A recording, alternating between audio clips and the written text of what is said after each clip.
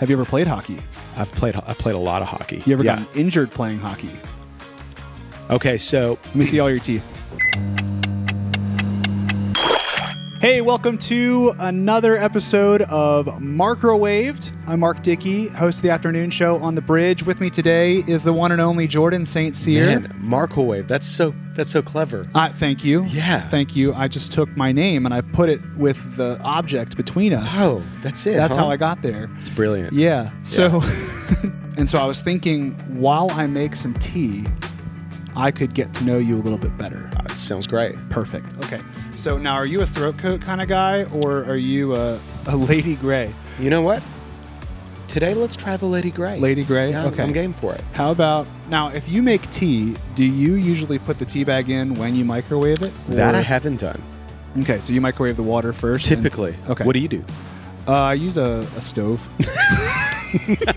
Fair enough. So, the way this is going to work, I'm going to learn more about you while we cook this water. Let's cook some water. So, if you were to microwave tea water, what would you put on the clock? You know what? I actually do microwave tea water. Okay. So I'll throw it on. Typically I'll do 130. 130. Let's give that a shot. Okay. Oh, okay. Here we go. Let's go. All right, Jordan. So, what's your favorite region that you've toured in? It's got to be. Oh man, I got to say Oregon. Oregon? It's beautiful. Beautiful part of the world. I would move there. Awesome. Yeah. Your favorite restaurant you've ever found on tour? Oh my goodness. Okay, so I had this lobster bisque actually in Baltimore. Nice. And it was like a little spicy. Oh my gosh. One of the best things I've ever had. But I don't remember the restaurant. Yeah. So maybe it was called Bisky Business. That's right. It's been a good interview. How often do you sit down to write songs? I am writing songs in my head every moment of every day. Yeah? Yeah, absolutely. As far as like sitting down and intentionally crafting them, maybe like on tour, maybe once every 2 weeks. Wow. But in like seasons like January and February, March, almost every day. Nice. Yeah. Do they come all at once, or are they just little one line at a time? How do you mean all at once? Like do you finish a song when you sit down? Typically, we'll finish the song, within the 4 hours that we'll sit down. That's incredible. Typically. So I should see an album from you like every other week. Pretty much. Yeah. Tell my label that. What song do you wish you wrote? Wow. What song do I wish I wrote? Another way to say that is your favorite song ever. I'm gonna do. Time's up. All right. Okay, well, I'm gonna say one. Okay. Because it's one that really hit me. It was before I was married. It's a song by Andrew Peterson called "Dancing in the Minefields." And I think as a younger person, a hopeless romantic, is just this beautiful story of him talking about love. You know what I mean? And I think how it relates to the gospel. And it's just this beautiful song. So if you haven't heard "Dancing in the Minefields," go check it out. Andrew Peterson. Go. We should have made ramen. That would have been fun. We'll have to bring ramen next time. There you go.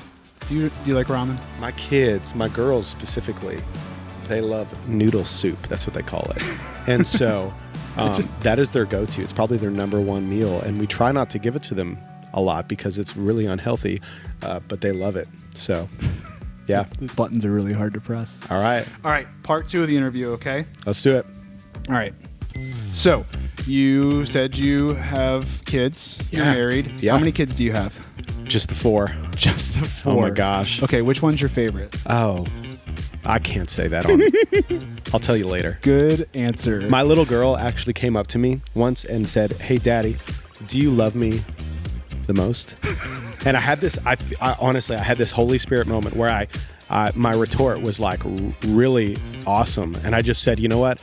I actually love your mom the most, so I can love you the best." That's good. And it was just like this thing that stuck, and I'm like, that was really clever.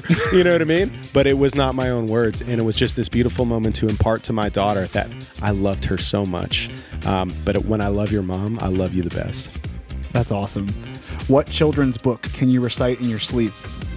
None. None? No, I don't think so. My goodness. I mean, my youngest is 5, so okay. we're been a while.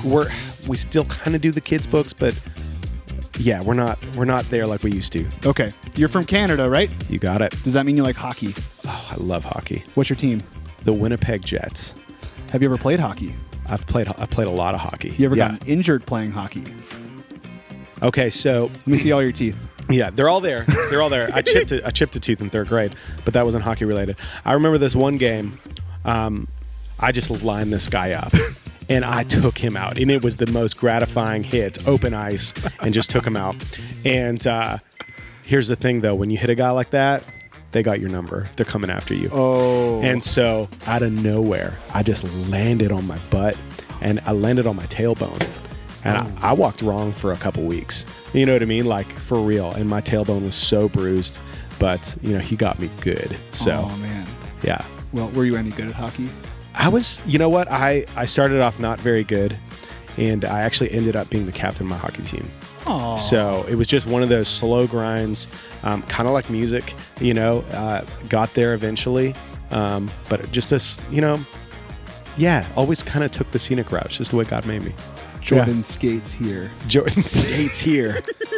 Amazing, bro. Jordan St. Cyr. Let's do it again sometime.